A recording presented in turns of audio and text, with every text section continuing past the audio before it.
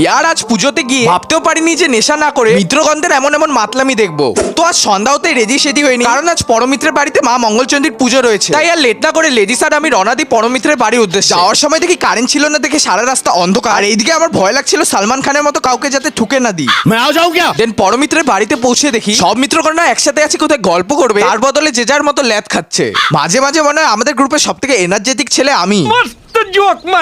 দেন দ্বীপ আসলে দ্বীপ মিল্কশেক আর আমি চলে যাই ঠাকুরের দর্শন করতে। এইদিকে আমি মার কাছে ট্রেনকে তাড়াতাড়ি হওয়ার প্রার্থনা করছি, আর এইদিকে ওরা অন্যদেরকে হাওয়া না খেতে দিয়ে ফ্যানের সামনে এইভাবে হাওয়া খাচ্ছে। ছেলে পেলেকে আর শুধরাতেই পারলাম না।